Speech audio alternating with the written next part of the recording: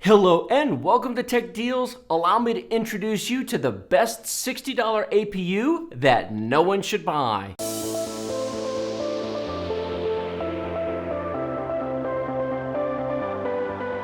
For $15 more, this is what you should buy, the Ryzen 3 2200G.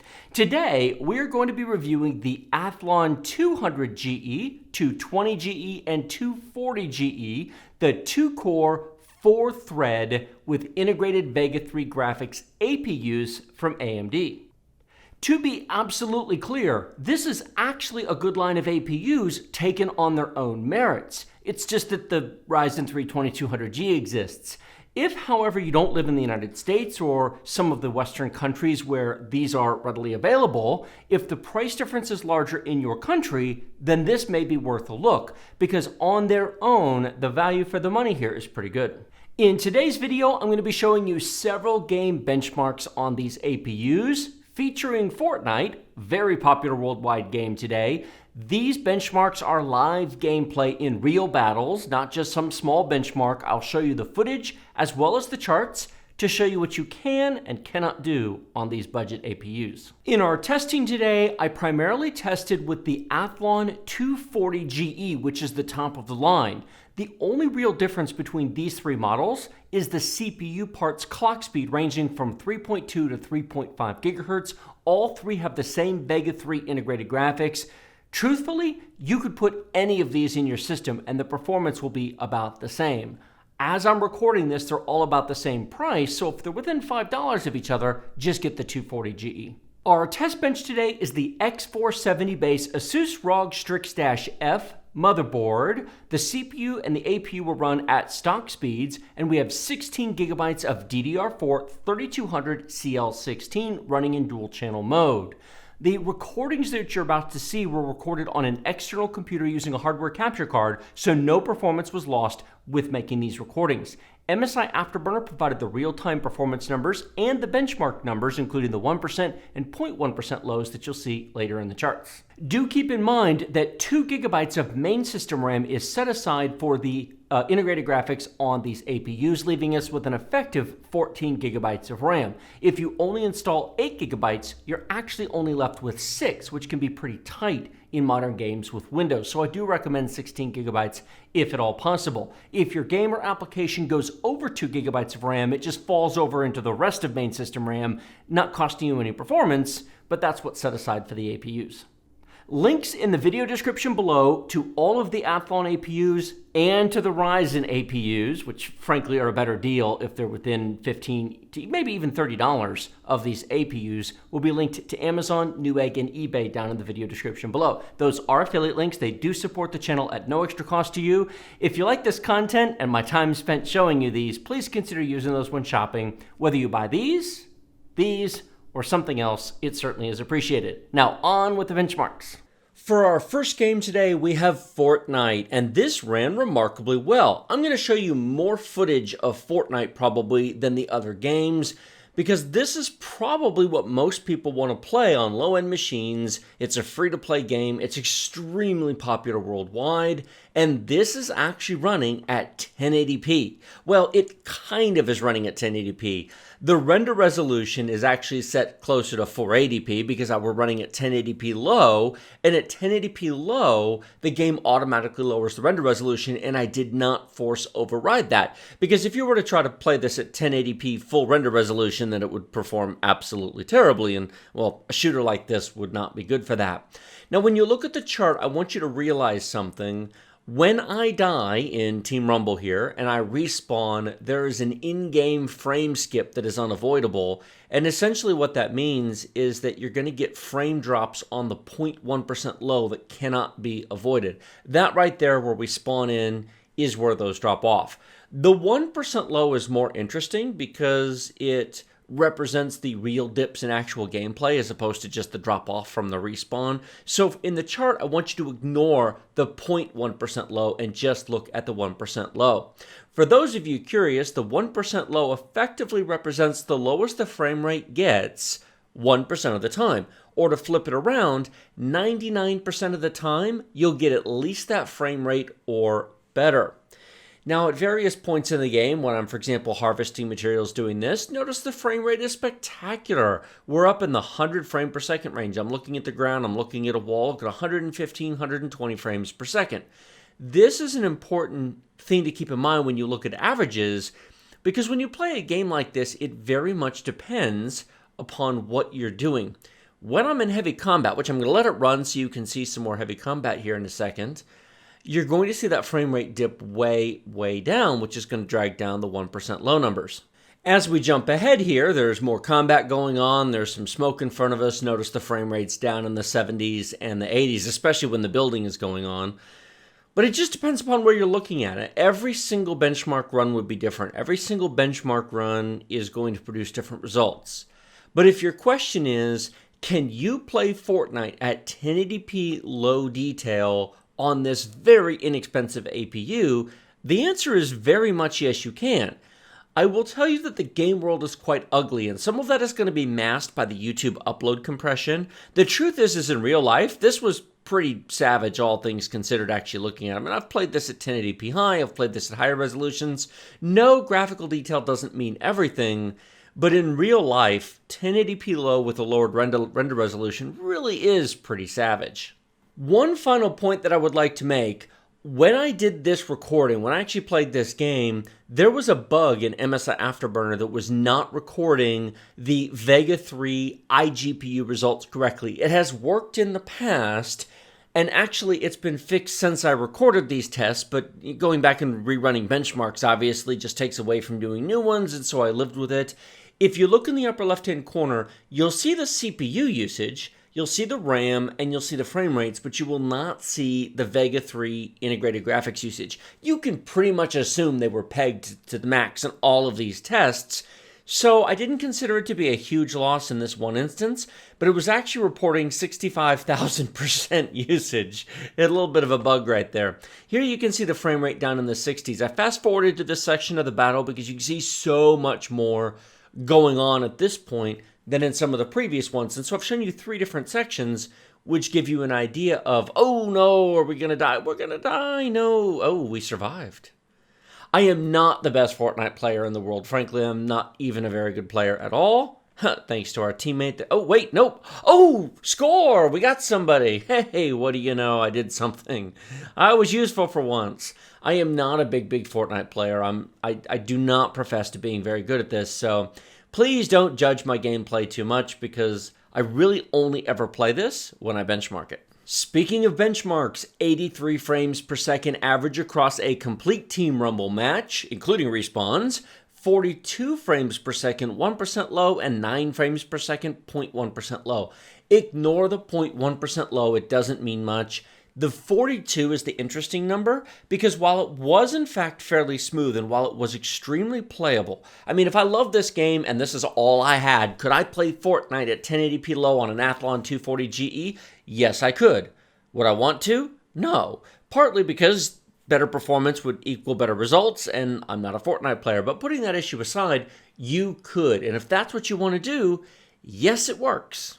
Moving on to Overwatch. Yes, I'm playing as D.Va, who is my main in this game, and I actually do enjoy playing this game, even when I'm not benchmarking it. I am not an expert at it, but I do enjoy this game. I play it with my kids quite a bit. I play it with my wife occasionally. Not as much as some others, but I do genuinely enjoy this game, and there's lots and lots of fun to be had here. It's more my style, where it's sort of there's an objective, and there's a beginning and an end and a point, and you've got smaller teams rather than games like Fortnite, so that's just my personal preference. You're not here to hear my opinions on various video games, though. You want to know about performance.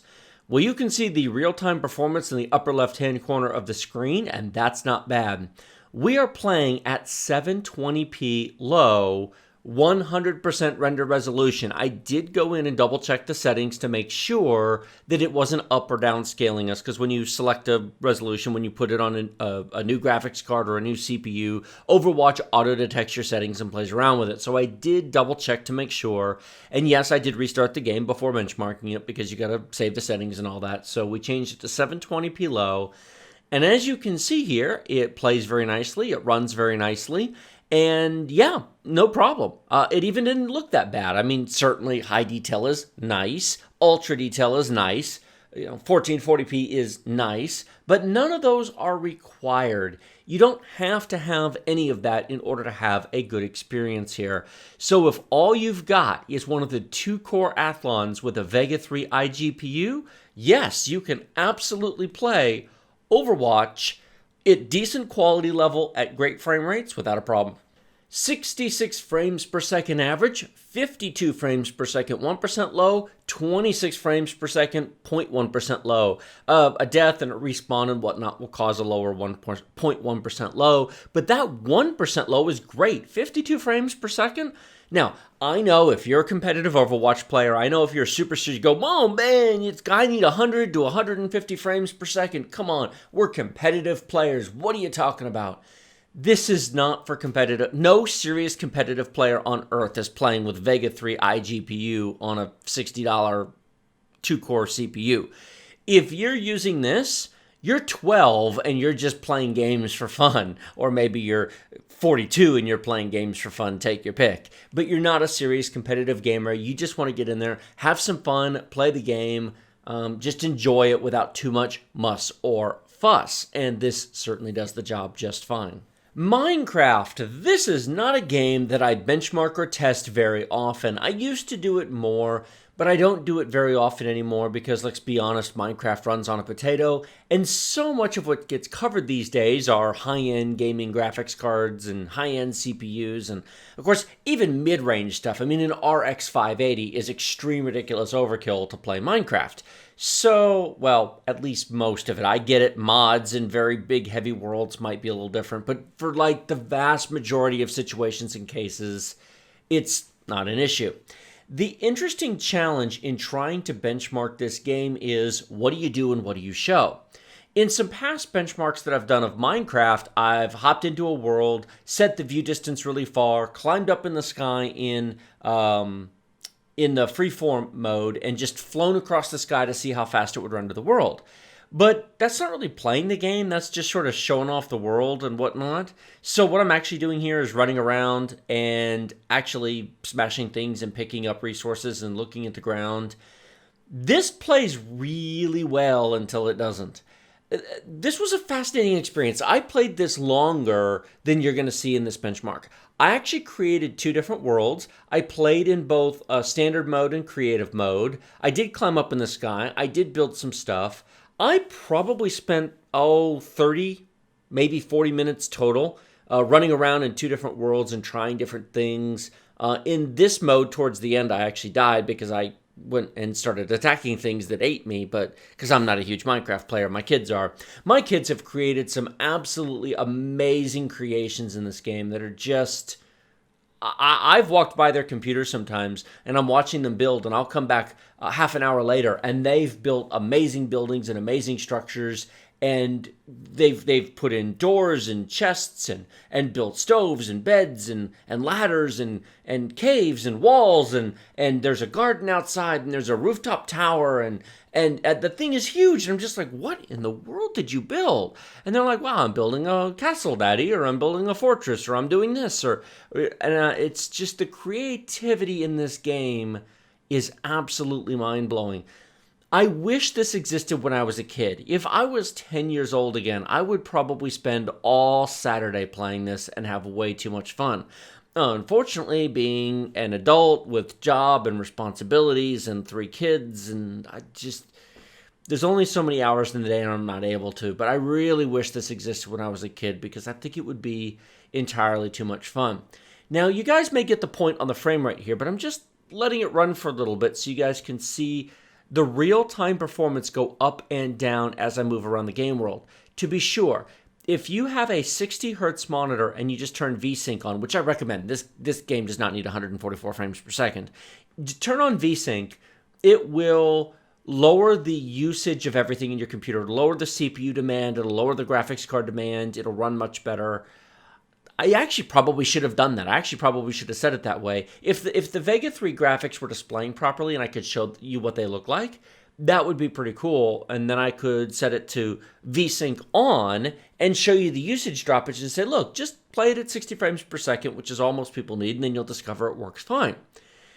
As you watch this, our frame rate is spectacular, but what I'm doing may not be reflective of what you want it to do. And of course, I'm not running mods, I'm not running shaders, I'm not running anything else. I don't have a big, huge castle built. I've not explored the world. This is a new world that I've been into for, 5 minutes. And so I appreciate the fact that performance only gets worse from here.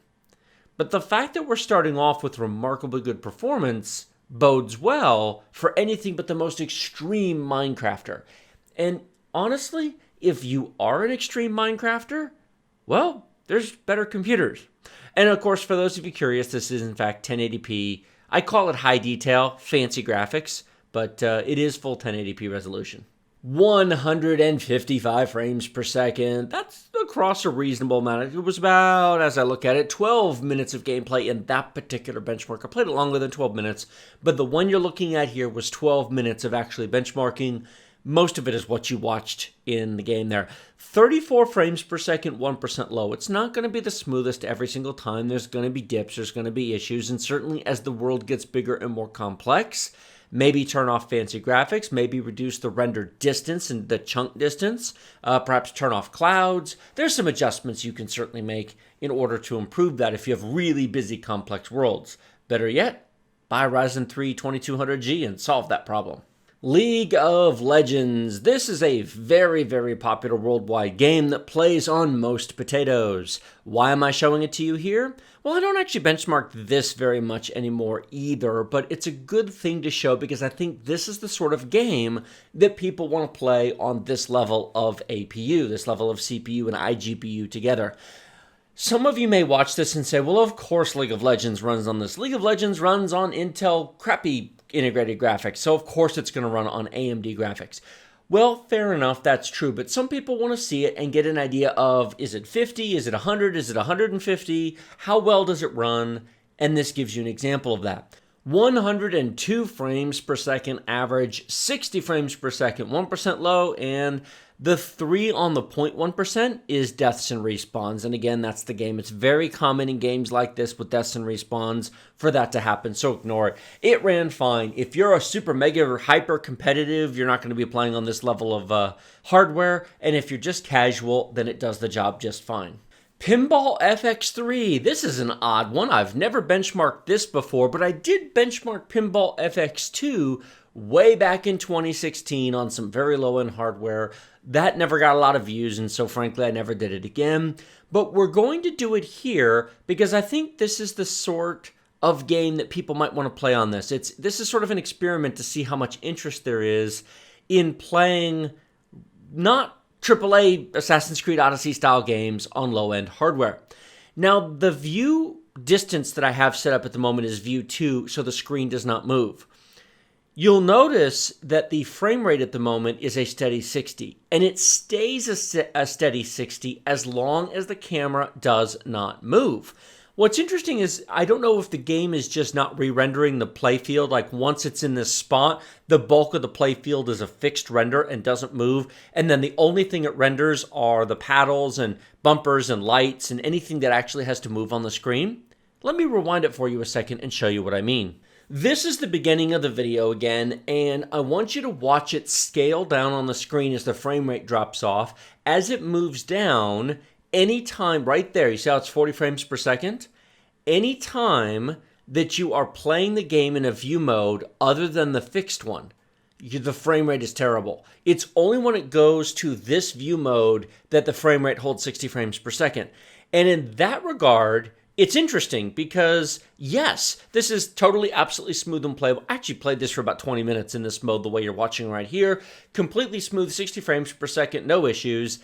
But the minute you press that view button, the minute you want one of the scrolling zoom modes, completely unplayable. It's terrible. It tears and it jumps, and it's a terrible, terrible experience whenever you play in a view mode other than this. Now, I know it runs fine in the zoomed in modes on better hardware because I've played it on better hardware, but in this particular case, this graphic hardware is actually not fast enough to play the scrolling view modes in Pinball FX3.